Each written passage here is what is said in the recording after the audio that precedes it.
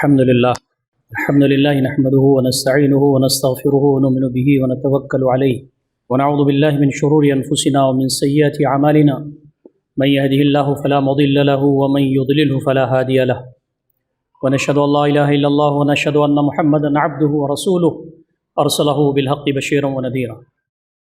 أعوذ بالله من الشيطان الرجيم. بسم الله الرحمن الرحيم. ولا يغتب بعضكم بعضا أيحب أحدكم من يأكل لحم أخيه ميتا فكرهتموه واتقوا الله إن الله تواب رحيم. صدق الله العلي العظيم. وعن النبي صلى الله عليه وسلم أنه قال إن دماءكم وأموالكم وأعراضكم حرام عليكم كحرمة يومكم هذا في شهركم هذا وفي بلدكم هذا ألا هل بلغت أو كما قال النبي صلى الله تعالى عليه وسلم. محترم سامعین خطبہ جمعہ، بزرگوں، نوجوان بھائیوں اور عفت ماں اور بہنوں، السلام علیکم ورحمۃ اللہ وبرکاتہ. اللہ رب العزت نے انسان کو بہت ساری نعمتوں سے نوازا ہے. آنکھ کی نعمت ہے. اندھے سے آپ پوچھئے کہ آنکھ کی نعمت کیا ہوتی ہے. کوئی پریشانی اگر آنکھ میں آ جائے تو آدمی کتنا بے چین ہوتا ہے. آئی سائٹ خراب ہو جائے، اس کی ریٹینا خراب ہو جائے. کان کی نعمت اللہ کی بڑی نعمت ہے. ہم بہت دور کی آواز بھی سنتے ہیں اور قریب کی آواز بھی سنتے ہیں. اور آدمی اگر کم سننے لگے یا اونچا سننے لگے تو اس کی زندگی ناقص ہو جاتی ہے، ادھوری ہو جاتی ہے. بہروں کا کیا عالم ہوگا جو بالکل سنتے نہیں. اللہ رب العزت نے زبان کی نعمت عطا فرمائی. جو کچھ ہمارے دل میں ہے، ہمارے ذہن میں ہے، اپنی زبان سے ہم اس کا اظہار کرتے ہیں. یہ اللہ رب العزت کی بہت بڑی نعمت ہے. اس نعمت کا اندازہ ان کو ہوگا کہ جب کسی بزرگ کو اللہ نہ کرے، کسی بھائی کو اللہ نہ کرے، فالج کا حملہ ہو جائے اور جب اس کی زبان صاف نہیں ہوتی تو ہم کو دکھ بھی ہوتا ہے اور پریشانی بھی ہوتی ہے کہ اچھا خاصا یہ بول رہے تھے، اب تو ان کی زبان چلتی نہیں ہے. گونگوں کا کیا عالم ہوگا جن کو قوت گویائی ہی ملی نہیں ہوئی. انسان کا ایک بڑا امتیاز یہ ہے کہ اللہ رب العزت نے اس کو بولنے کی صلاحیت عنایت فرمائی. اللہ رب العزت کا یہ بڑا کرم ہے کہ اس نے ہم کو بولنے کی صلاحیت عطا فرمائی ہے. تو ہم اس زبان کو کیسے استعمال کریں، یہ ہمارے لیے بڑا اہم ہے. اس پر خطبات جمعہ میں بہت گفتگو ہوتی رہی ہے. میں ایک الگ زاویے سے آج آپ کے سامنے گفتگو کرنا چاہتا ہوں. انسان کے بارے میں اللہ رب العزت نے اس کی زبان کے بارے میں یہ فرمایا کہ ہم نے اس کو ایک زبان دی ہے اور اس کو ہونٹ دیے ہیں. ہم نے انسان کو لسان دی ہے اور شفتین دیے ہیں. اگر آدمی کی یہ دونوں ہونٹ کام کرنا بند کر دیں تو آدمی کا پروننسیشن، اس کا تلفظ صحیح نہیں ہو سکتا. نبی اکرم صلی اللہ علیہ وسلم فرماتے ہیں کہ یہ جو زبان تم کو ملی ہوئی ہے، اس سے بھلے کاموں میں تعاون حاصل کرو. اس سے اللہ رب العزت کا ذکر کرو، اللہ کو یاد کرو، قرآن مجید کی تلاوت کرو، اچھا کلام لوگوں تک پہنچاؤ، اللہ کی بات پہنچاؤ. لوگوں کے ساتھ وقولوا للناس حسنا، لوگوں سے اچھی گفتگو کرو، لوگوں سے بھلی بات کرو. آدمی کبھی کبھی ایسا ہوتا ہے کہ آدمی گالیاں بکنے لگتا ہے اس زبان سے. آدمی غیبت کرتا ہے ایک دوسرے کی. اور آدمی اچھا بھلا نماز پڑھتا ہوا، روزہ رکھتا ہوا، عمرہ کرتا ہوا، حج کرتا ہوا، غربا مساکین، یتیم لاچار مجبور مستحقین کی خدمتیں کرتا ہوا، محنتوں سے اجر حاصل کرتا ہے، اور زبان کے صحیح استعمال نہ کرنے کے نتیجے میں اس کے اعمال ضائع ہو جاتے ہیں، ڈیلیٹ ہو جاتے ہیں، کولیپس کر جاتے ہیں.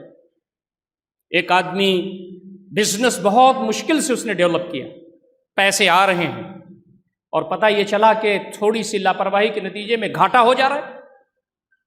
ہمارے پاس اعمال بہت ہیں لیکن غیبت کرنے کے نتیجے میں وہ اعمال ضائع ہوتے چلے جاتے ہیں. ہمارے اعمال ہمارے نام اعمال میں نظر نہیں آئیں گے اس لیے کہ ہم غیبت کرتے ہیں. آج جو ہمارے مسلم معاشرے کا سب سے بڑا المیہ ہے وہ یہ کہ شاید ہی اللہ رب العزت نے جس پر رحم فرمایا ہو، ہم میں سے ہر آدمی غیبت میں مبتلا ہے۔ غیبت یہی ہے کہ ہم کسی مجلس میں بیٹھے ہوئے ہوں اور کسی کی باتیں کر رہے ہیں۔ نبی اکرم صلی اللہ علیہ وسلم نے پوچھا اتدرون ما الغیبہ، آپ نے خود سوال کیا اتدرون ما الغیبہ، کیا تمہیں پتا ہے کہ غیبت کیا ہے؟ قالوا اللہ رسولہ اعلم، صحابہ نے کہا اللہ اس کے رسول زیادہ جانتے ہیں۔ نبی اکرم صلی اللہ علیہ وسلم نے فرمایا کہ غیبت یہ ہے ذکرک اخاک بما یکرہ، آپ اپنے بھائی کی وہ بات بیان کریں جو اسے ناپسند ہے۔ قرآن مجید کی تفسیر میں اور احادیث کی تشریح میں ہمارے علماء نے لکھا ہے کہ برائی جو اس کے اندر موجود ہے وہ اس کے پیٹھ پیچھے بیان کی جا رہی ہے۔ غیبت برائی ہے، ایک آدمی جھوٹا ہے، ایک آدمی مکار ہے، ایک آدمی خائن ہے، ایک آدمی دغاباز ہے اس کے اندر برائیاں، ہم اس کے غیر موجودگی میں یہ کہتے ہیں کہ فلاں دھوکہ باز آدمی، فلاں کی عادت جیسے یہ ہے، فلاں نے یہ کام کیا، یہ غیبت ہے۔ نبی اکرم صلی اللہ علیہ وسلم فرماتے ہیں کہ اس کی برائی اس کے پیٹھ پیچھے بیان کر رہے ہو، یہ غیبت ہے، اور اگر خدا نخواستہ وہ برائی اس کے اندر موجود نہیں ہے فقط بہتا، تو تم نے اس پر بہتان تراشی کر دی۔ نبی اکرم صلی اللہ علیہ وسلم فرماتے ہیں من یضمن لی بین لحییہ و بین رجلیہ اضمن لہ الجنہ، جو شخص دونوں جبڑوں کے درمیان زبان کی ضمانت دے دے اور دونوں پیروں کے درمیان شرمگاہ کی ضمانت دے دے، میں اس کے لیے جنت کی ضمانت دیتا ہوں۔ دوست اور ساتھیو، یہ جو چیز ہے زبان اور وہ غیبت میں استعمال ہو رہی ہے، آج ہمارے مسلم معاشرے کا یہ ٹریجڈی ہے، اس کا المیہ ہے۔ نبی اکرم صلی اللہ علیہ وسلم نے قرآن مجید کی یہ آیت مختلف مواقع پر صحابہ کرام کے درمیان پڑھ کر کے سنائی۔ وَلَا يَغْتَبْ بَعْضُكُمْ بَعْضًا، تم میں سے بعض کی غیبت نہ کرے۔ أَيُحِبُّ أَحَدُكُمْ أَن يَأْكُلَ لَحْمَ أَخِيهِ مَيْتًا فَكَرِهْتُمُوهُ، کیا تم میں سے کوئی شخص یہ پسند کرے گا کہ اپنے مردہ بھائی کے گوشت کو کھائے؟ تم ناپسند کرو گے؟ وَاتَّقُوا اللَّهَ، تو اللہ سے ڈرو۔ ان اللہ تواب الرحیم، اللہ تعالیٰ توبہ قبول کرنے والا، رحم فرمانے والا ہے۔ غیبت ہو گئی، اب معافی تلافی کرو۔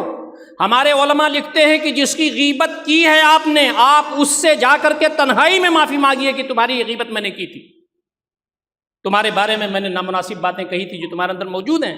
آپ اگر کسی شخص کی برائی کے بارے میں متفکر ہیں تو آپ اس سے تنہائی میں جا کر کے بتائیے کہ بھائی صاحب آپ کے اندر یہ ذرا کمی موجود ہے، میں للہ فی اللہ آپ کو بتا رہا ہوں، آپ کا مخلص ہوں، آپ اس کو دور کر لیجئے۔ یہی اسلامی طریقہ ہے۔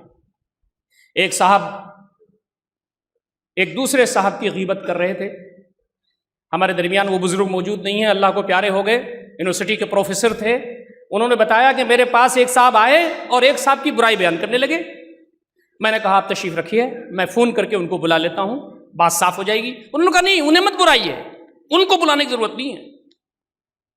یہ غیبت اتنا خوشنما بنا کر کے شیطان ہمارے درمیان پیش کرتا ہے کہ ہمارے اعمال ایسے شام و صبح ضائع ہو جاتے ہیں۔ کتنی محنتوں سے ہم تہجد کی نماز پڑھتے ہیں، صبح اٹھتے ہیں، ٹھنڈا پانی ہے گرم کرتے ہیں، وضو کرتے ہیں، نیند کو قربان کرتے ہیں، اللہ کی بارگاہ میں کھڑے ہوتے ہیں۔ 10 سال سے ہم تہجد پڑھ رہے ہیں، 10 سال سے غیبت کر رہے ہیں، اللہ کے بارگاہ میں اجر و ثواب پیش کر رہے ہیں، ادھر سب ڈیلیٹ ہوتا چلا جا رہا ہے۔ اس سے زیادہ کوئی بدنصیب اور اس سے زیادہ کوئی خسارہ پانے والا انسان نہیں ہوگا جو اپنی مجلسوں میں غیبت کرے۔ 4 آدمی، 5 آدمی، 10 آدمی کہیں بیٹھتے ہیں تو ان کا گفتگو کرنے کا عنوان کیا ہوتا ہے؟ لوگوں کی کمیاں بیان کرنا۔ یہاں خواتین الحمدللہ بڑی تعداد میں جمعہ کی نماز پڑھنے آتی ہیں۔ خواتین کے بارے میں لوگ کہتے ہیں کہ یہ گفتگو کچھ زیادہ کرتی ہیں اپنی مجلسوں میں۔ میرے خیال سے مبالغہ ہو سکتا ہے، لیکن خواتین کے لیے بھی اس میں درس عبرت و نصیحت ہے کہ وہ خواتین اپنی مجلس میں کسی دوسری خاتون، کسی دوسرے مرد کی برائیاں بیان کرتی ہیں، یا اپنی اس نشست میں اللہ و رسول کی باتیں کرتی ہیں، اپنے اخلاق و کردار کو بنانے کی بات کرتی ہیں، کوئی مسئلہ اگر آ گیا ہے کتاب و سنت کی روشنی میں اس کو حل کرنے کی بات کرتی ہیں۔ نبی اکرم صلی اللہ علیہ وسلم نے فرمایا کہ سنو، مسلمان وہ ہے کہ جس کے ہاتھ سے اور اس کی زبان سے دوسرا مسلمان محفوظ رہے۔ المسلم من سلم المسلمون من لسانہ و یدہ، مسلمان پکا تو وہی ہے کہ جس کی زبان سے اور جس کے ہاتھ سے دوسرے مسلمان محفوظ رہے۔ ہماری زبان سے اگر کسی کی عزت تار تار ہو رہی ہو اور ہماری زبان سے اگر کسی کی عزت محفوظ نہ ہو، کسی کی آبرو محفوظ نہ ہو، تو وہ مسلمان نہیں ہے۔ نبی اکرم صلی اللہ علیہ وسلم نے خطبہ حجۃ الوداع کے موقع پر جہاں بہت ساری باتیں ارشاد فرمائیں، وہاں آپ نے فرمایا ان دماءکم تمہارا خون، وان اموالکم تمہارے مال، وان اعراضکم تمہاری عزتیں، حرام علیکم تمہارے اوپر حرام۔ کسی بھائی کے بارے میں غلط بات کہتے ہوئے آدمی کے روپٹے کھڑے ہو جانے چاہیے کہ میرا دینی بھائی ہے، کلمہ گو بھائی ہے، میں اس کے بارے میں کیسے کوئی بات کہہ سکتا ہوں؟ کہ حرمت یومکم ھذا، جیسے آج کا دن حرام ہے۔ نبی اکرم صلی اللہ علیہ وسلم نے فرمایا آج تم دیکھ رہے ہو کہ یہاں حج کی ادائیگی کر رہے ہو، آج کا دن بعض ہمارے مفسرین نے لکھا ہے اور محدثین نے لکھا ہے کہ وہ دن عرفہ کا میدان تھا، بعض لوگوں نے مینا کا میدان بھی لکھا ہے۔ آپ نے گفتگویں مختلف جگہوں پر فرمائیں، سب سے بڑا خطبہ تو عرفہ کے میدان میں دیا، مینا میں بھی گفتگو کی، دوسری اور جگہوں پہ بھی گفتگو کی۔ جیسے آج کا دن عرفہ کا دن حرام ہے تمہارے لیے، جیسے آج کا مہینہ تمہارے لیے حرام ہے، جیسے آج کا یہ ملک اور آج کی آبادی، یہ مکہ کی آبادی تمہارے لیے حرام ہے، ایسی حرام ہے۔ الا هل بلغت، تو کیا میں نے یہ بات تم تک پہنچا دی؟ یہ نبی اکرم صلی اللہ علیہ وسلم کے الفاظ رہتی دنیا تک کے مومنوں کے لیے عبرت و نصیحت رہیں گے کہ ہم تمام اپنی زبان کا استعمال غیبت میں تو نہیں کر رہے۔ اچھا چاشنی بھی ہے، دو آدمی اگر غیبت کر رہے ہیں کسی کی اور تیسرا وہاں موجود ہے تو وہ بھی اس میں شامل ہو جاتا ہے، چوتھا آیا تو وہ بھی اس میں شامل ہو جاتا ہے۔ ایک صاحب نے کہا فلاں آدمی بڑا بے ایمان ہے، تو دوسرا کہتا ہے کہ نہیں نہیں، ارے بے ایمان نہیں، جھوٹا بھی ہے وہ، تیسرا اور اس میں شامل ہو جاتا ہے۔ ایک چاشنی ہے، غیبت میں ایک ایسی چاشنی شیطان نے شامل کر دی ہے کہ ہم میں سے شاید ہی کوئی بچا ہوا ہو جو غیبت سے اپنے آپ کو مبرہ سمجھتا ہو۔ یہ بڑی ہی ہلاک کرنے والی چیز ہے جو ہمارے سماج اور معاشرے میں ہے۔ ہم جب غیبت کرتے ہیں تو اپنے اعمال کو ضائع کرتے ہیں۔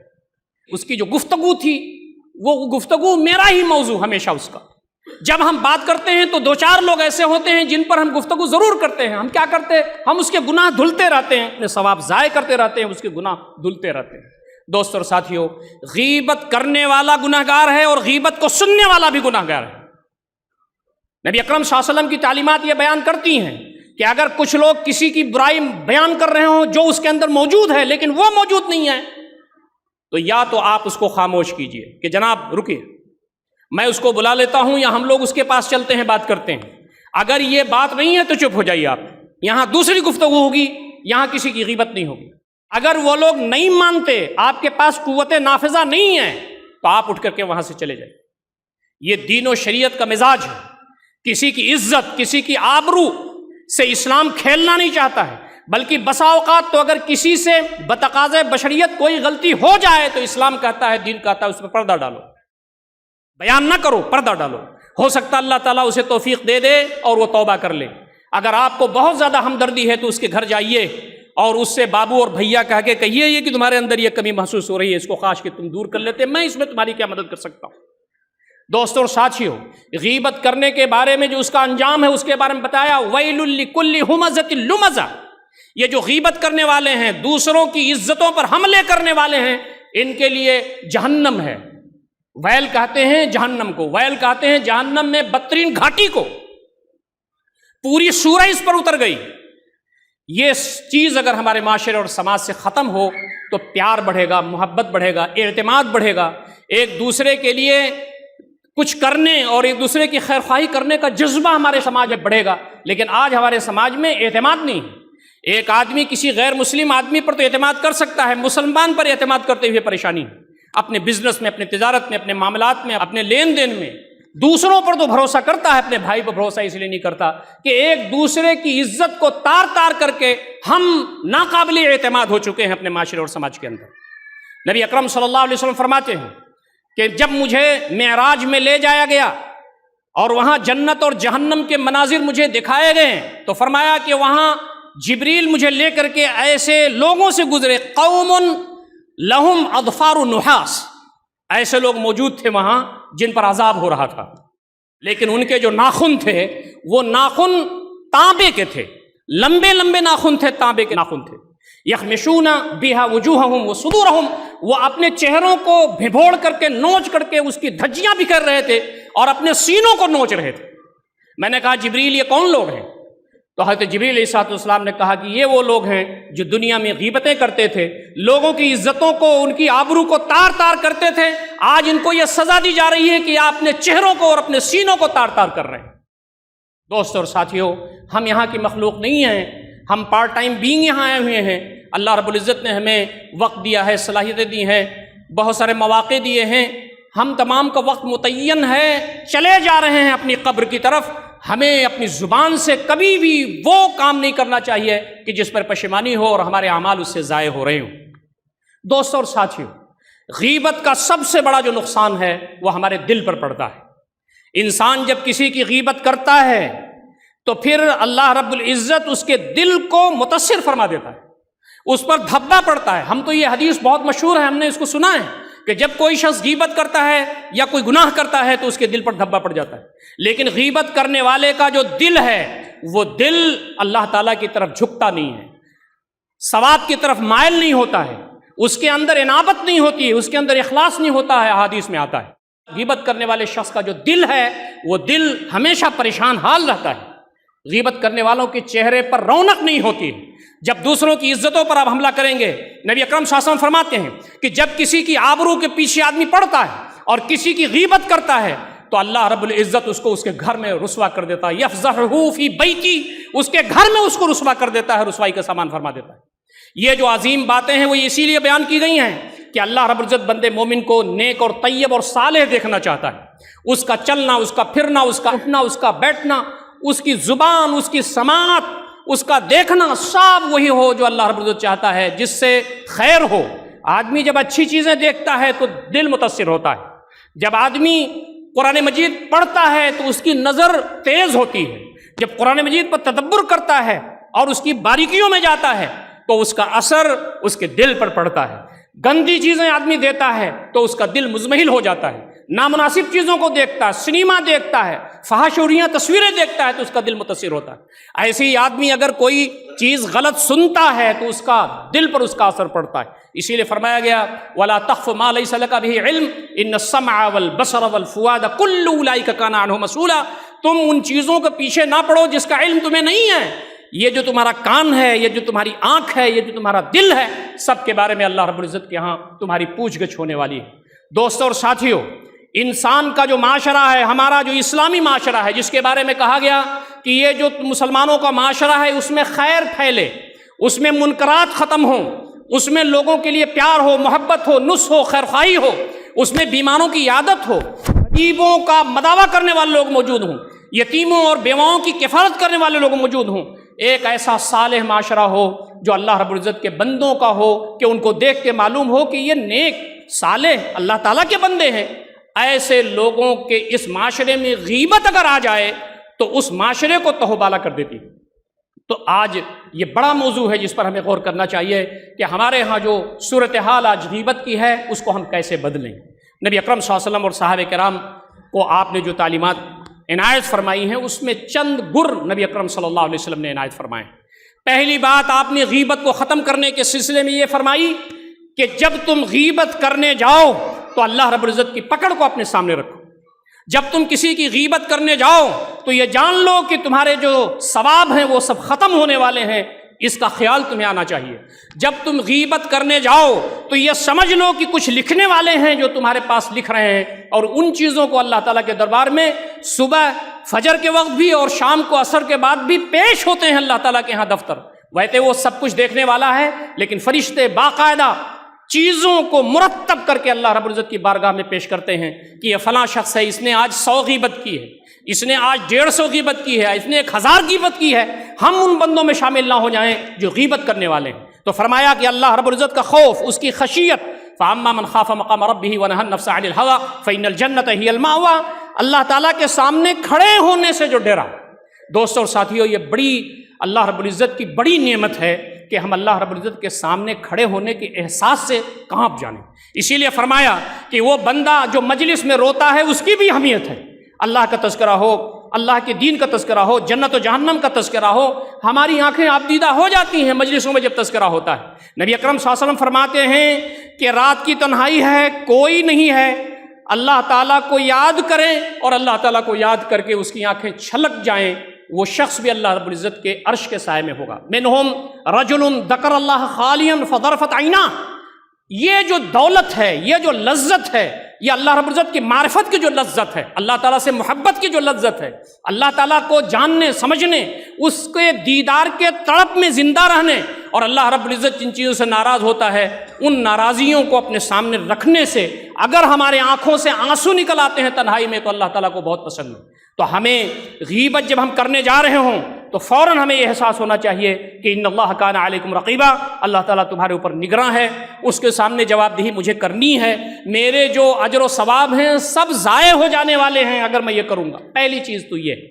دوسری بات یہ ہے کہ آدمی جب غیبت کرنے جا رہا ہو تو اسے یہ دیکھنا چاہیے کہ میرے اندر کتنی کمیاں ہیں۔ میں جس بھائی کی غیبت کرنے جا رہا ہوں اس سے زیادہ برا میں ہوں، اس سے زیادہ کمیاں میرے اندر موجود ہیں، اس سے زیادہ گنہگار میں ہوں۔ قاضی عیاض رحمۃ اللہ علیہ جو بہت بڑے عابد و زاہد اور بہت بڑے عالم ہیں، وہ کہتے ہیں دنیا میں کوئی انسان اگر یہ سمجھتا ہے کہ میں بہت سارے مسلمانوں سے اچھا ہوں تو وہ پورا مومن نہیں ہے۔ مومن اگر پکا ہے تو یہ سمجھتا ہے کہ میں سارے مسلمانوں میں سب سے نیچے ہوں، ایمان کے اعتبار سے، تقویٰ کے اعتبار سے سارے مسلمان جنت میں چلے جائیں، پیچھے سے میں بھی جنت میں چلے جاؤں، میرے مالک میرے اوپر بھی رحم کر۔ کبھی بھی اسے تقویٰ کا غرور نہیں ہوتا کہ میں نمازیں پڑھتا ہوں، میں تہجد پڑھتا ہوں، میں غربا، یتیم، لاچار، مجبور، مستحقین کی خدمت کرتا ہوں، میں بڑا دیندار اور صالح آدمی ہوں، کبھی بھی اس کو غرور نہیں ہوتا ہے۔